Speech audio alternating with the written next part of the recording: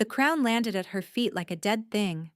It hit the stone floor of the great hall with a sound that silenced 300 wolves, gold and garnet, heavy enough to bruise, rolling in a slow, wobbling arc before it came to rest against the toe of her boot.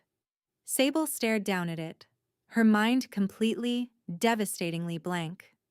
Around her, the court of Iron Veil had gone perfectly, unnaturally still. Nobles in silks and furs stood frozen mid-breath. Servants clutched their trays like anchors. A wineglass slipped from someone's fingers and shattered on the marble, and not a single person flinched because every eye in the room was locked on her.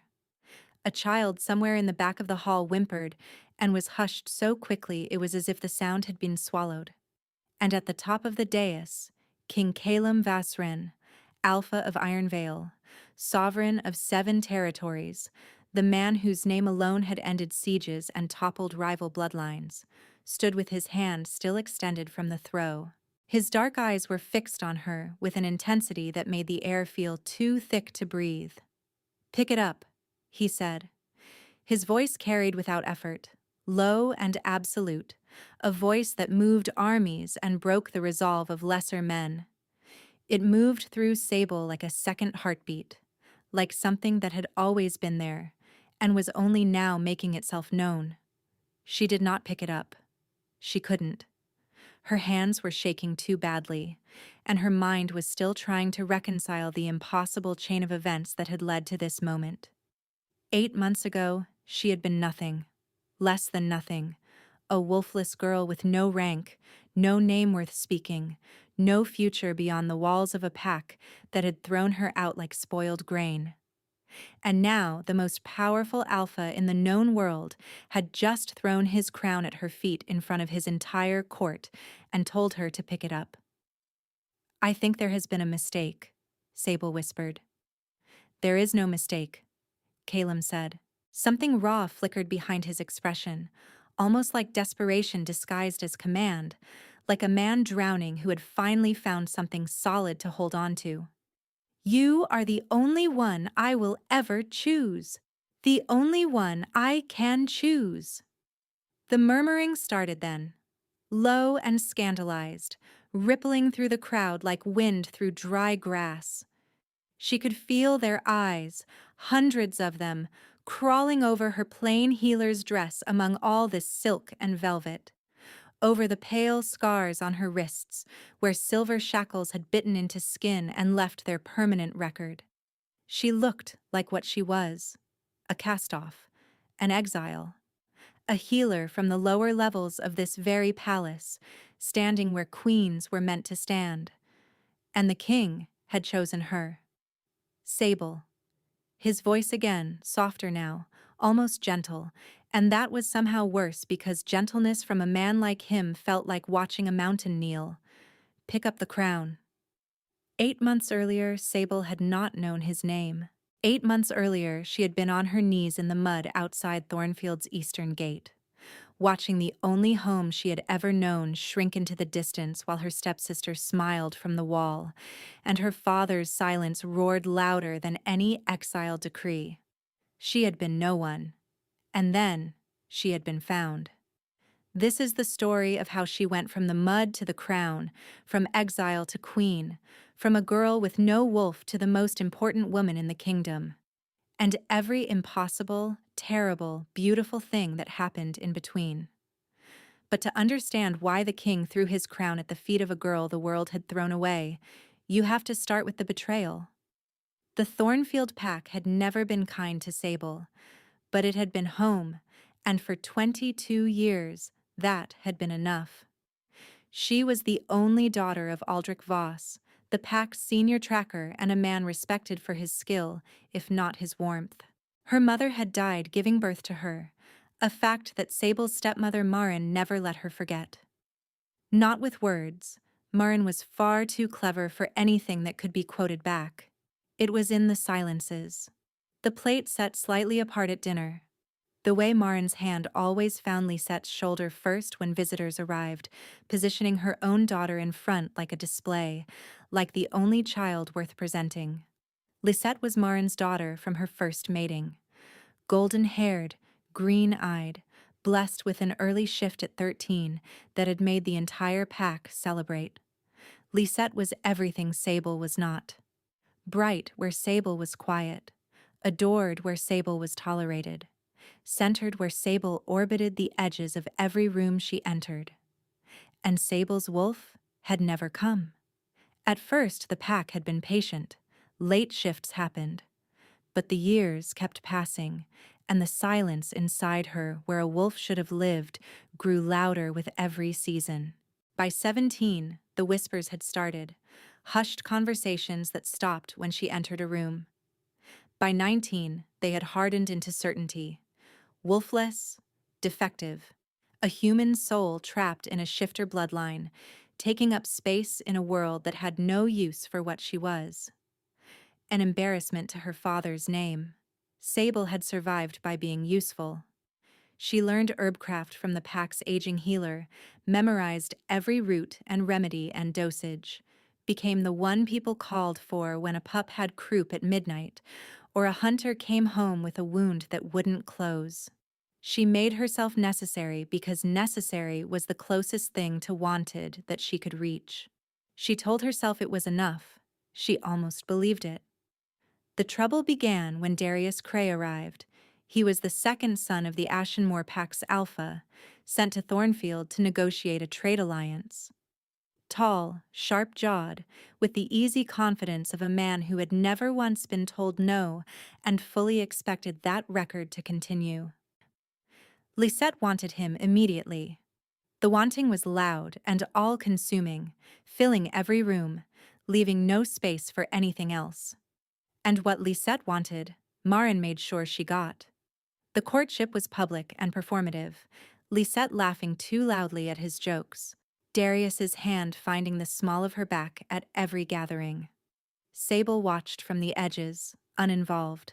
She had no stake in this. Until the night Darius found her alone in the herb shed. She was grinding valerian root by lantern light, her hands stained green, when his shadow filled the doorway. "You are the interesting one," he said, leaning against the doorframe. "Everyone talks about the golden girl, but you are the one I keep noticing." "You are courting my stepsister," Sable said flatly, not looking up. "Your options are not in this shed. Good night, my lord." He came back the next night. And the next. Each time, Sable shut him down firmly, without a shred of ambiguity. Each time, something behind his eyes hardened. She never told Lisette. That was the mistake that cost her everything. On the fourth night, Darius went to Marin. He told her that Sable had been pursuing him relentlessly, cornering him after dark, making desperate advances, trying to sabotage Lisette's courtship out of jealousy. She was summoned to the pack hall the following morning, still smelling of chamomile and sleep, her feet bare on the cold stone floor. The entire senior council sat in a half circle, their faces grim. Pack members lined the walls, a few looking satisfied in a way that made Sable's stomach clench. Her father stood to one side, his jaw tight, his eyes fixed on a point above her head. He would not look at her. Marin stood at the center, arm around a weeping Lisette, whose tears fell with practiced precision. "She has been pursuing my daughter's intended mate, cornering him alone at night, making shameless advances." The lie was so enormous, so perfectly inverted from the truth, that Sable's mind went blank. Darius spoke first. "I tried to let her down gently," he said, shaking his head with rehearsed regret, but she wouldn't stop. Then she looked at her father, Aldrich Voss, senior tracker, the only person in this room whose word could have saved her, whose testimony could have shattered this grotesque theater, looked at his daughter, and said nothing. The silence lasted 3 seconds. In them, 22 years of desperate, quiet hope collapsed like a structure whose foundation had been rotting all along. He knew Marin, he knew Lisette, he knew his own daughter, and he chose silence. The council voted within the hour. Exile. Effective immediately. No provisions, no escort, no appeal. They put silver cuffs on her wrists because protocol demanded it, even though she had no wolf to suppress. The metal burned her skin anyway, and Sable clenched her jaw until it ached rather than give them the satisfaction of hearing her cry. Lisette watched from Marin's side, dry-eyed now, satisfied. Her father watched from the steps. His mouth opened once. Then Marin's hand found his arm, a leash disguised as affection, and he closed it again.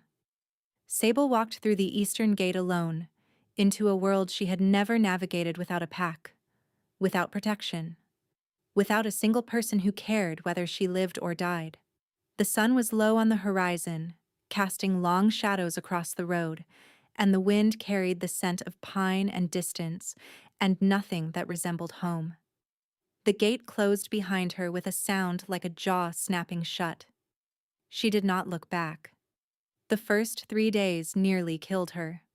Not dramatically, not with any single catastrophic event, but in the slow, grinding way that exposure and hunger take a body apart piece by piece. The silver cuffs stayed on her wrists because she had no key and no tools fine enough to pick the locks. They chafed and burned without rest, the skin beneath going raw and weeping before crusting over in ridges that cracked open again every time she moved her hands. She walked south because south was the only direction that didn't lead into another pack's territory.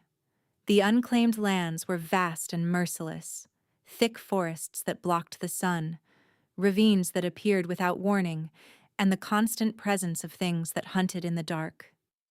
Things that didn't care she was someone's daughter. Things that smelled weakness the way her people smelled fear. On the first night, she climbed a tree and wedged herself between 2 branches and listened to something large move through the undergrowth below for 3 hours. Her arms shook from holding herself in place. Her wrists screamed where the bark pressed against the cuffs. On the second night, she found a shallow cave and pressed her back against cold stone and shook until the shaking became stillness, and the stillness became something close to sleep. She didn't cry. Crying required energy she couldn't afford to spend, calories she didn't have, water her body couldn't waste. She cataloged what she had: the clothes on her back, already tearing at the seams, the knowledge in her head, every herb, every remedy, every healing technique she'd spent a decade memorizing, her hands, still steady when they needed to be. That was everything. On the 3rd morning, she found yarrow growing wild near a creek bed, and almost laughed at the absurdity. The first useful thing the world had offered her, and it was a plant for stopping bleeding. She harvested it with shaking fingers and treated the inflamed wounds beneath her cuffs, hissing through her teeth at the sting.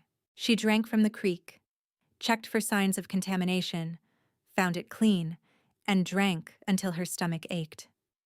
Then she allowed herself exactly 60 seconds of despair. She counted them. At 60, she stood up and kept walking. On the 4th day, she heard the wolves. Not Thornfield wolves. Different. Moving fast through the trees, a coordinated patrol, 6 or 7 strong. She pressed herself flat against a fallen oak and held her breath as shadows flowed through the undergrowth, massive and fluid and terrifying. They passed without slowing. A scout doubled back 20 minutes later, a lean gray wolf that shifted behind a screen of brush and emerged as a hard-eyed woman with close-cropped hair, a scar splitting her left eyebrow, and posture that said she had killed people before and would not hesitate to do so again. "You're on Ironvale land," the woman said. Not hostile, but not friendly. Her gaze dropped to the silver cuffs. "Exile?" "Yes." "Can you walk further?" Sable met her gaze and held it, even though every instinct told her to look away. "I can walk as far as I need to." Something shifted in the woman's expression, a loosening of the hardest edges. "I'm Hadrian's border watch. You'll come with me. The sovereign will decide what to do with you." The border camp was half a day's march south, a tight collection of canvas tents in precise military formation.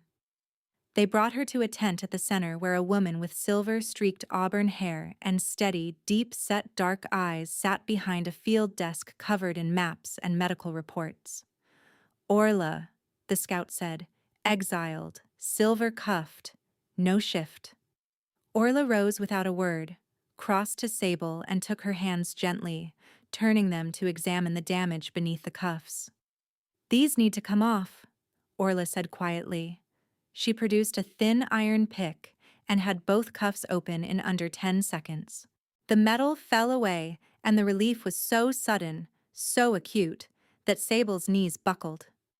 Orla caught her by the elbow, firm and unhurried, and guided her to a chair. When did you last eat? I'm not sure. Orla pressed a cup of warm broth into her hands. Tell me your name. Sable Voss. Tell me what happened, Sable Voss. And Sable told the truth to a stranger because she had no one else left to tell it to. Because the truth had to go somewhere, or it would eat her alive. Orla listened without interrupting. Not once. When Sable finished, the older woman was quiet for a long time. We need healers, Orla said finally. Badly. The Sovereign's army has been stretched thin, and our field medics are overworked. I can offer you work, shelter, a place in this camp, not as a member of the pack, but as a contracted healer under my supervision. You'll eat. You'll sleep under canvas instead of rock, and you'll be useful, which I suspect matters to you more than comfort. A place. Not a home, not yet, maybe not ever, but a place. A reason to wake up tomorrow. Yes, she said. I'll take it. That night, lying on a thin bedroll in a tent that smelled of canvas and wood smoke, Sable felt something small and stubborn take root inside her, pushing up through the wreckage like a green shoot through cracked stone. A door had opened somewhere, and on the other side of it was a life she hadn't imagined yet.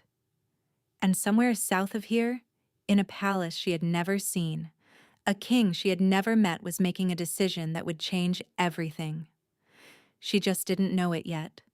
Sable spent 2 months in Orla's border camp, and in those 2 months, she rebuilt herself from the ground up. The first days were humbling.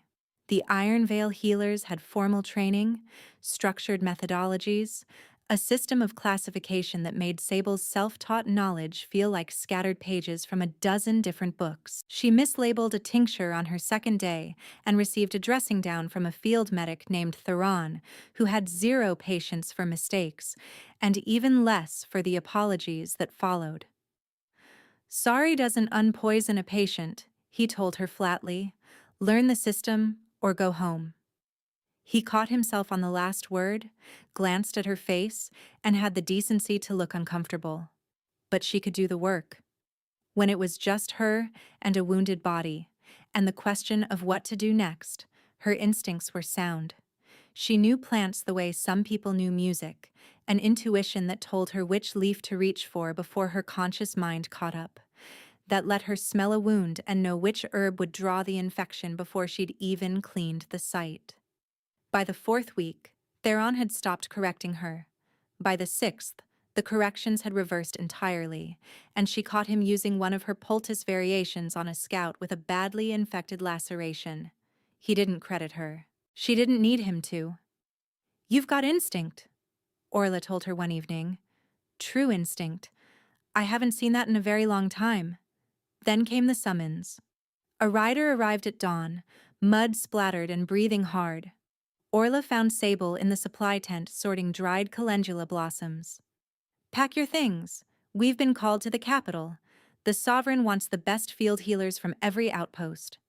She paused, and something that might have been pride crossed her weathered face. I recommended you.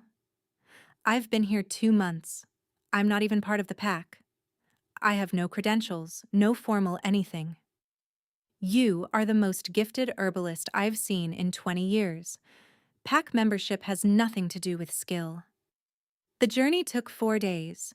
Every mile south brought a grander landscape, wild territories giving way to farmland golden with late-season grain, then villages, then roads wide enough for 3 carts abreast, and finally the capital itself, rising from a valley floor in tiers of pale stone and dark timber, the palace at its highest point. "Breathe," Orla said beside her.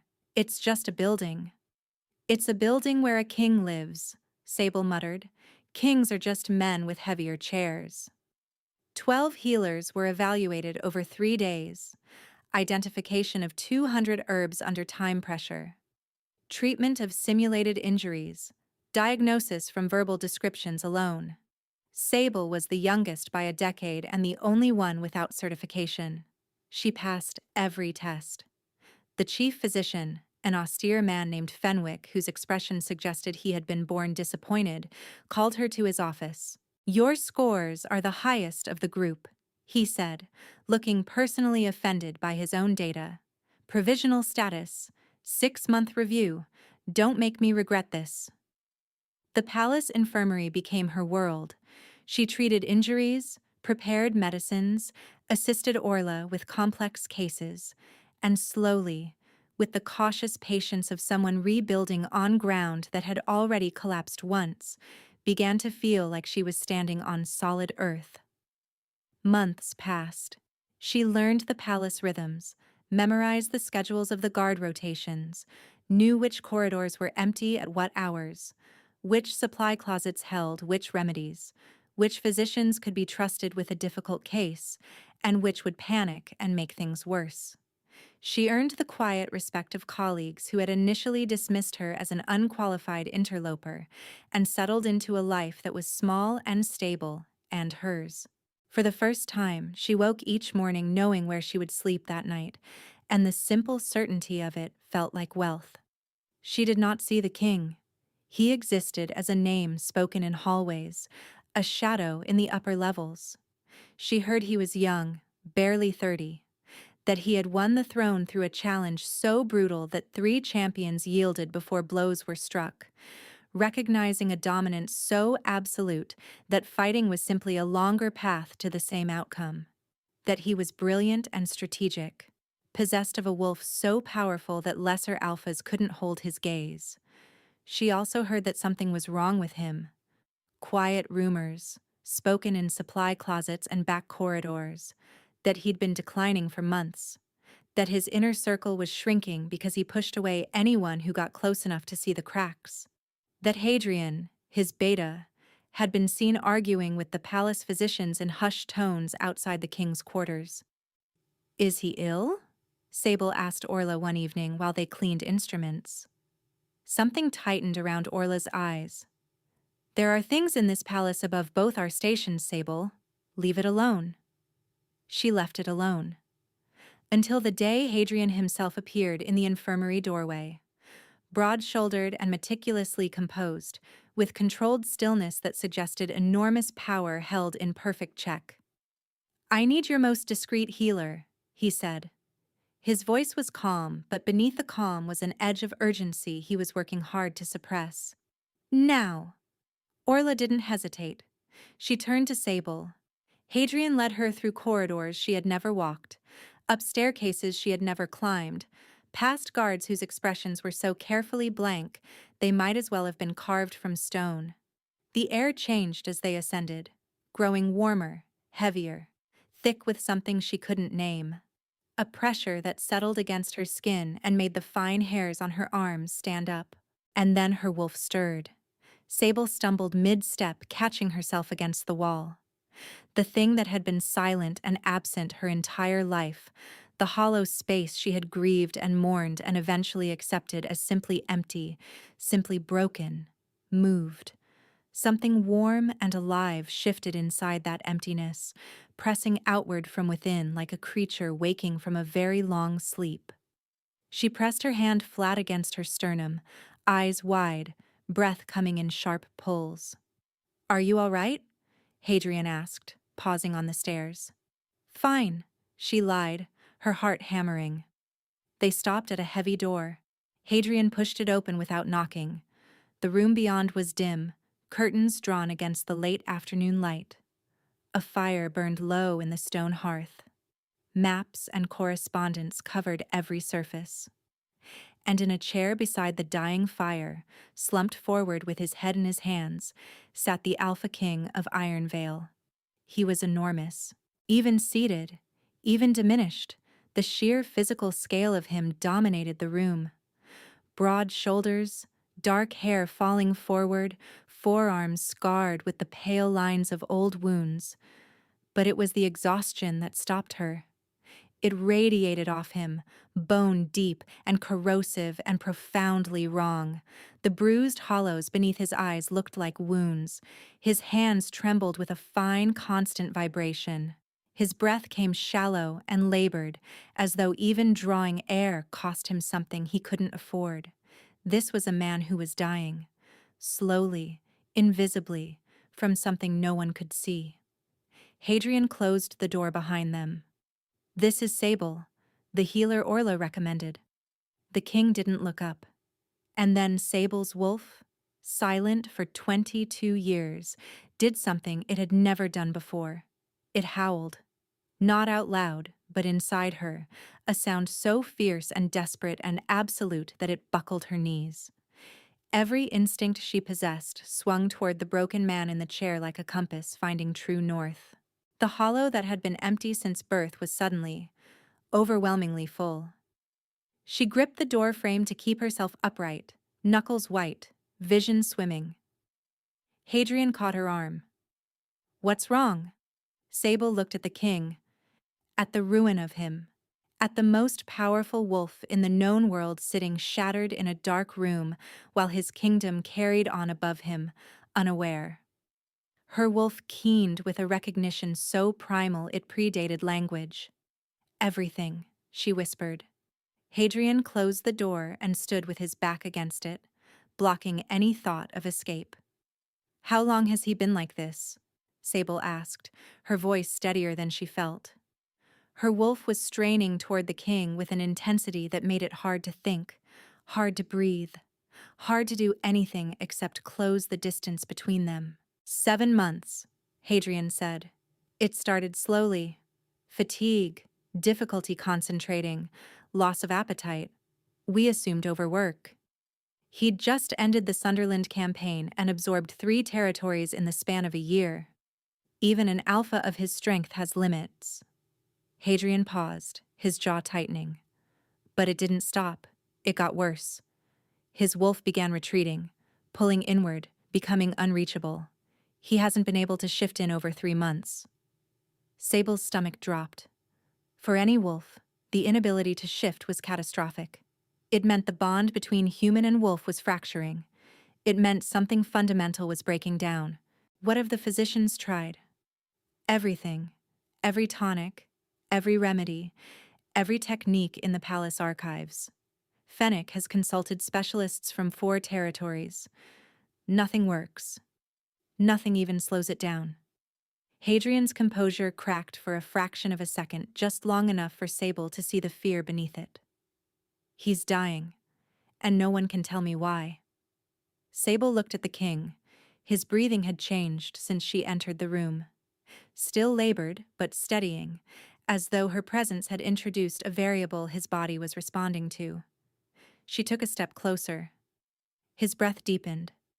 Another step. The tremor in his hands lessened.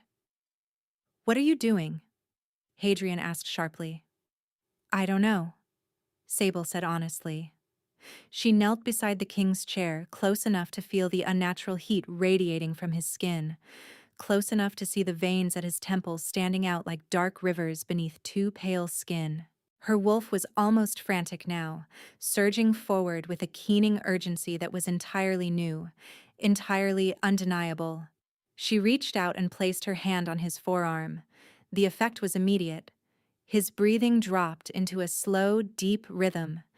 The tension in his shoulders released like a rope being cut.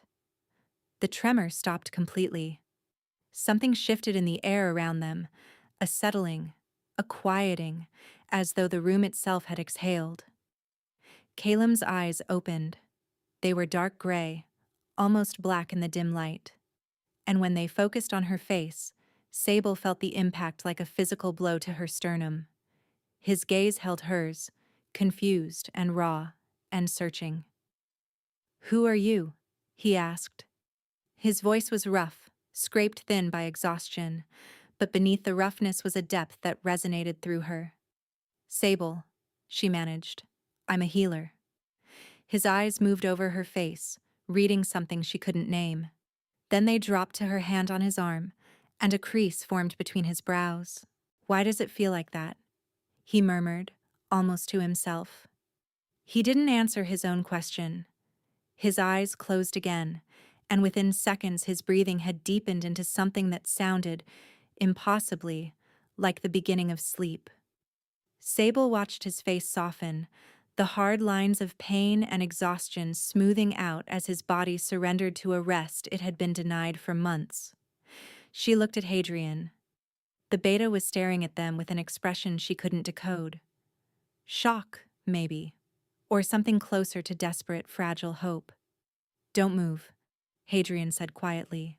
"Whatever you're doing, don't stop." "I'm not doing anything, I'm just sitting here." "Then keep sitting there." She kept sitting there. 20 minutes became 40. 40 became an hour. Her knees ached against the stone floor. Her hand went numb where it rested on his arm. She could feel the steady pulse beneath his skin, strong and rhythmic, so different from the thready, irregular beat she had sensed when she first touched him. Color was returning to his face in slow degrees, the ashen pallor warming, the bruised shadows beneath his eyes softening as though something inside him was finally being replenished. Whatever was consuming him couldn't reach him while she was here. She didn't understand it. She didn't need to. The king was sleeping, genuinely sleeping, his face peaceful in a way that looked almost unfamiliar, as though peace were a language his features had forgotten. When Hadrian finally gestured for her to stand, she removed her hand as slowly as she could.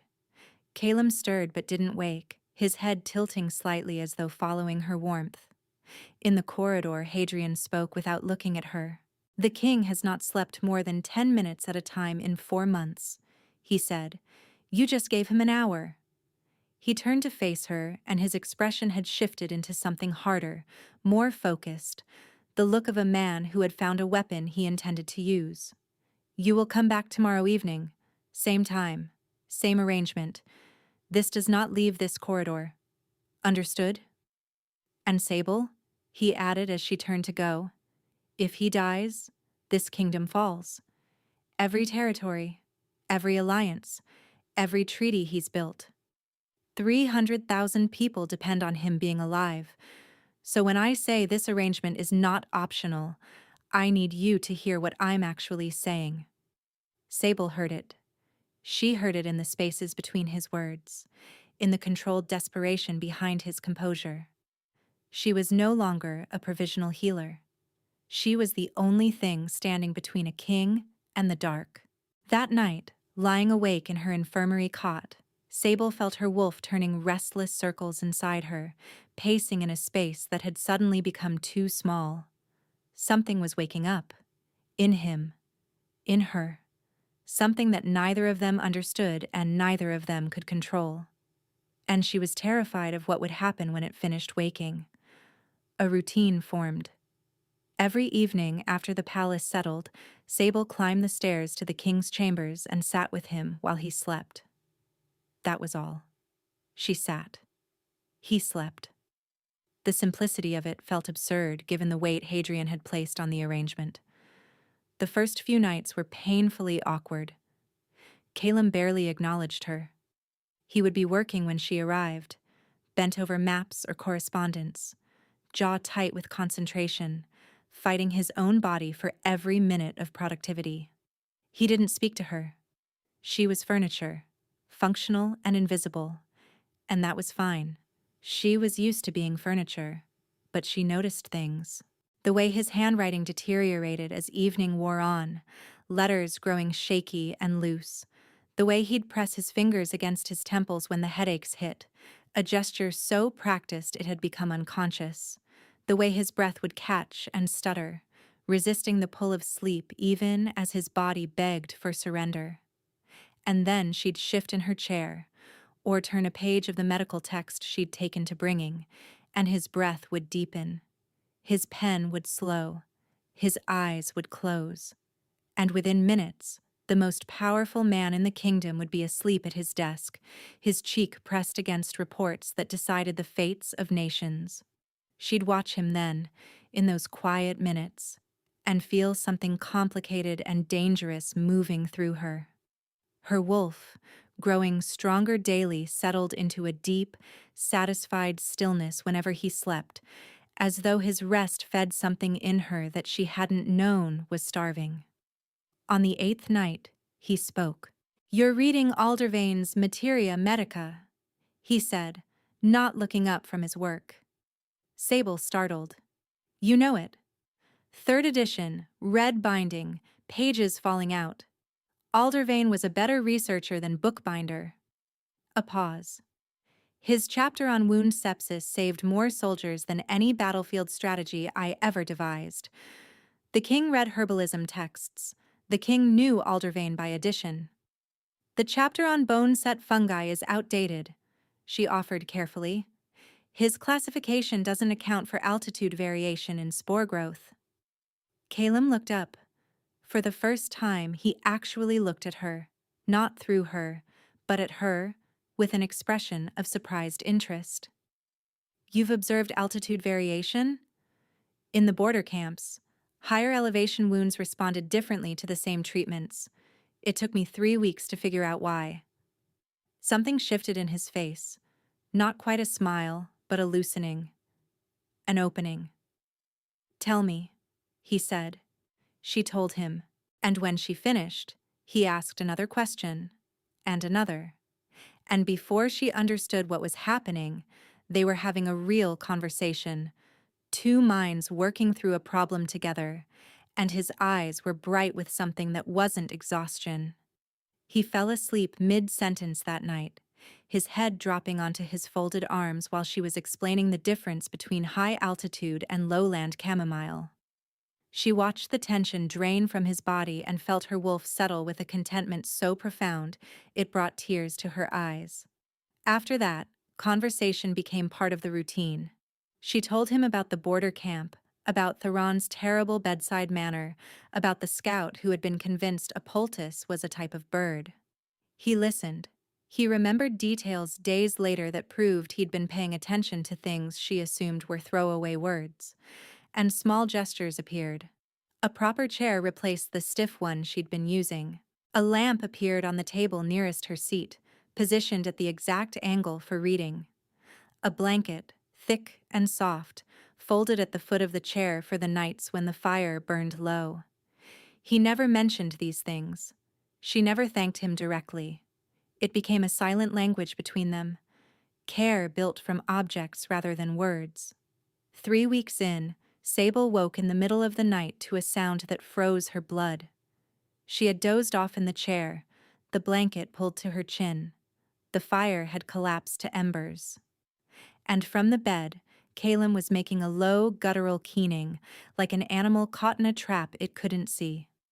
She was on her feet before she'd fully woken, crossing the room in the dark, her hand finding his shoulder by instinct. His skin was burning. His muscles were locked rigid, his face contorted in anguish. "Caleb," she said, shaking him, "wake up." And the world fell away. One moment she was beside his bed in the warm amber light of dying embers. The next she was somewhere else entirely. A landscape of ash. Gray sky pressing down like a ceiling. The ground beneath her feet was charred and black, and the air tasted like the aftermath of something catastrophic. Fire long extinguished, but never forgotten. The ashfall. She knew it without being told. This was where he went. This was the place that was eating him alive. She found him standing at the center of a burned clearing, staring at something she couldn't see. The commanding presence that defined him in the waking world was stripped away. He looked diminished, hollowed out. Young in a way that cracked her open. When she followed his gaze, she saw the shapes rising from the charred ground. Figures, dozens of them, pulling themselves upward with slow, terrible determination. Their eyes were empty, their mouths open in silent accusation. Sable seized his hand and pulled. She woke gasping, fingers locked around his wrist. He was awake beside her, eyes wild with something between fury and terror. "You were there," he said. Not a question. "What is that place?" His expression closed like a door slamming shut. The openness of 3 weeks, the conversations, the quiet warmth, all of it vanished behind a wall so complete it was as though it had never existed. "Get out," he said. "Calum, please let me help. This arrangement is over. You will not come back to these rooms. You will not speak of what you saw.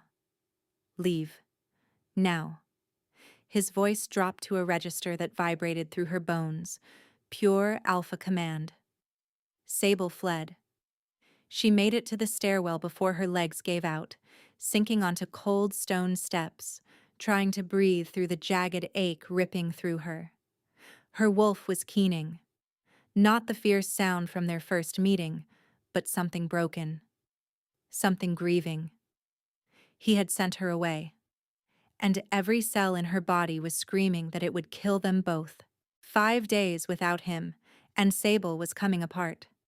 It started with the cold, a bone-deep chill that no fire could touch, that settled into her marrow and stayed. She piled blankets on her infirmary cot, drank hot broth until her stomach protested. Nothing worked. The cold had its own source, and that source was the empty, howling space where her wolf had been content and was now frantic. Then came the headaches. Blinding, nauseating waves that struck without warning and left her gripping the edge of the work table until her knuckles went white. She couldn't focus. Herb names she'd known since childhood scattered from her mind like startled birds. On the 3rd day, her hands began to shake.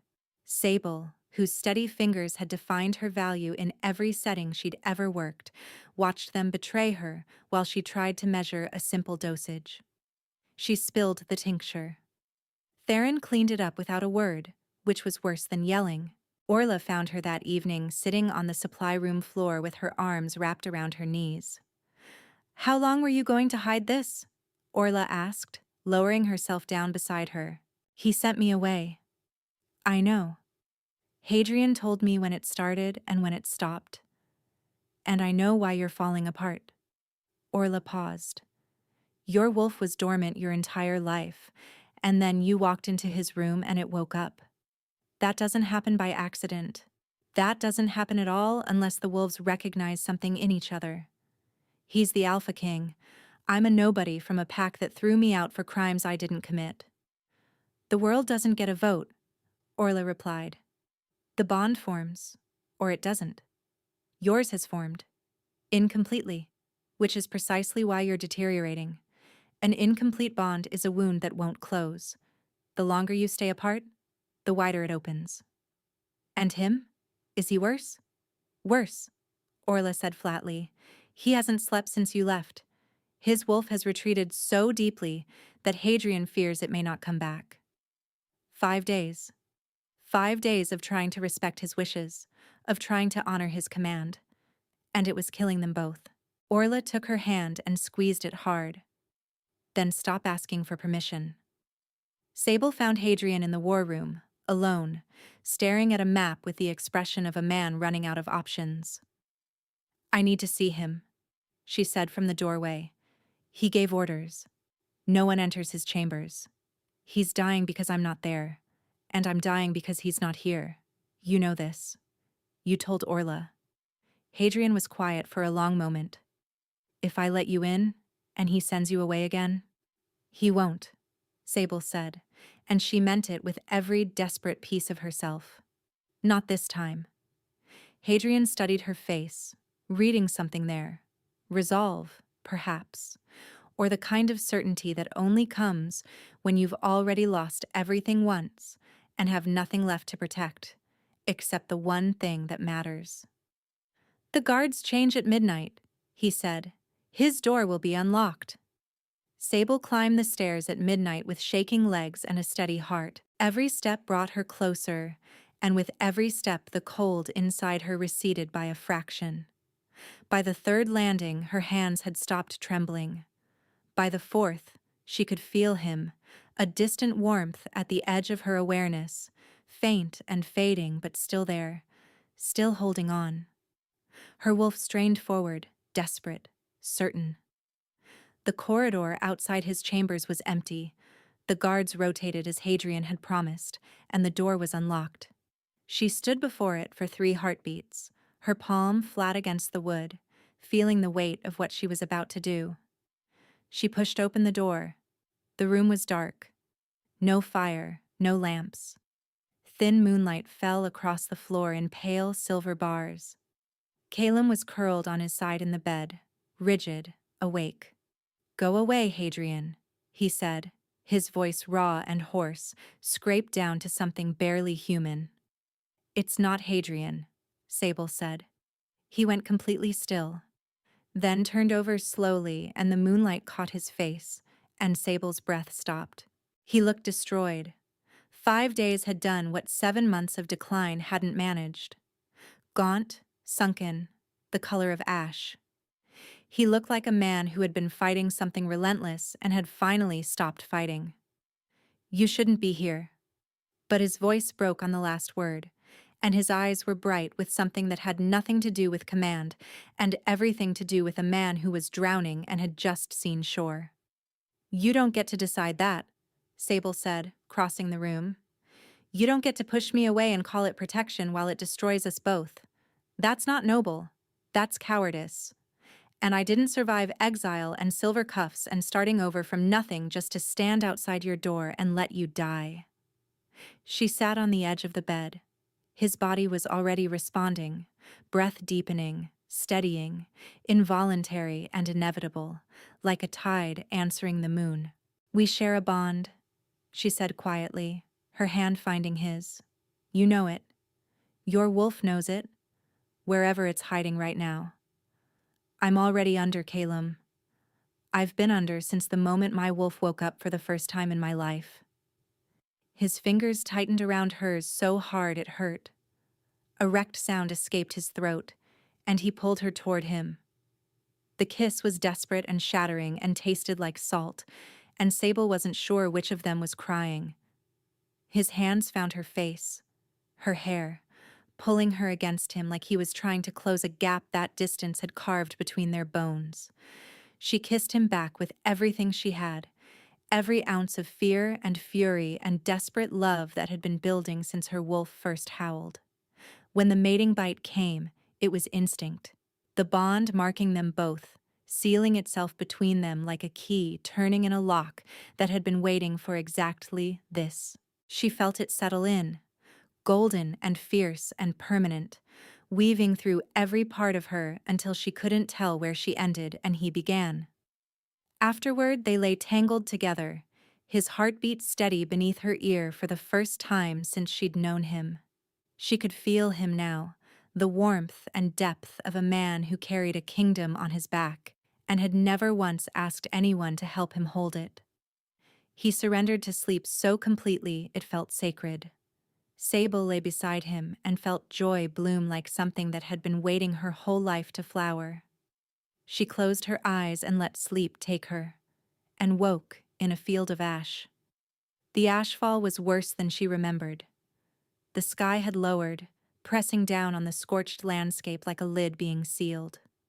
The ash was thicker now, drifting in slow, heavy flakes that dissolved against her skin like black snow. The ground beneath her feet pulsed faintly, as though something massive was breathing underneath. Calum was at the center, kneeling with his hands pressed flat against the blackened earth. Sable ran to him. Her bare feet made no sound on the charred ground, and the silence was so complete that her own heartbeat felt obscene.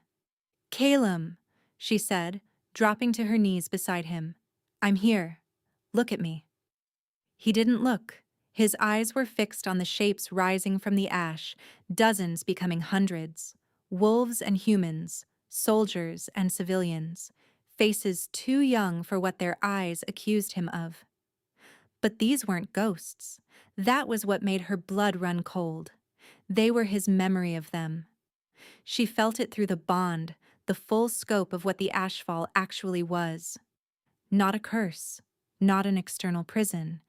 Caleb had built this place himself, brick by agonizing brick, from every decision that had cost a life, every order that had sent someone to die, every face he couldn't save and couldn't forget.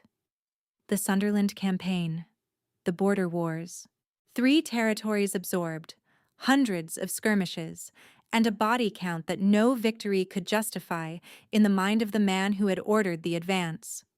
His wolf hadn't retreated because of illness.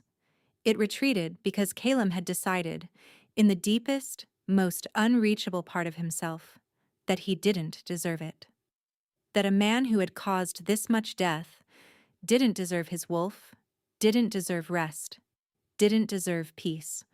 The ashfall was his punishment, and he had been feeding it every night for months. "You built this," Sable whispered, horrified. "You're doing this to yourself." A figure stepped forward from the mass, a boy, barely 16, wearing the remnants of a scout's uniform. Half his face was burned. He looked at Caleb with an expression of patient, bottomless sorrow. "Emery," Caleb said, and the name came out broken.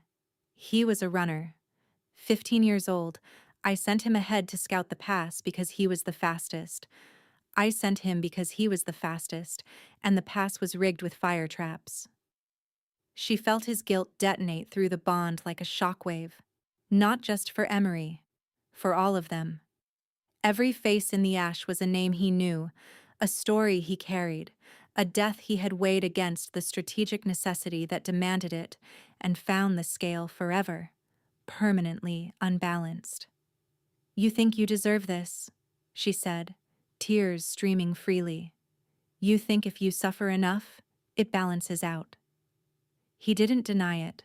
Through the bond, she felt the raw, howling truth of it. Sable took his face in her hands and turned it toward her. His eyes were hollow, stripped of everything except grief. "Listen to me," she said. "I know what it feels like to believe you deserve to suffer. I spent my whole life believing that if I had been better, different, more worthy, my father would have chosen me. That his silence was a verdict. That being thrown away meant I was garbage." Her voice broke, but she kept going. "And I was wrong. His silence was about him, not me. His cowardice was his failure, not mine. And this—" She gestured at the ashfall, at the hundreds of accusing faces, at the smoldering landscape of manufactured guilt. "This is you refusing to forgive yourself for being human, for making impossible decisions in impossible circumstances, and not being omniscient enough to save everyone." "Emery died because of me," Caleb said. "Emery died because of war," Sable replied. "And war happened because you were protecting 300,000 people who depended on you. You didn't choose between Emery's life and nothing. You chose between his life and 1,000 others. And that choice destroyed you. And you've been letting it destroy you because you think a good king would have found a third option that didn't exist." She pressed her forehead against his. "You are allowed to grieve them," she whispered. "You are allowed to carry their names, but you are not allowed to die for them. Not when your kingdom needs you. Not when I need you."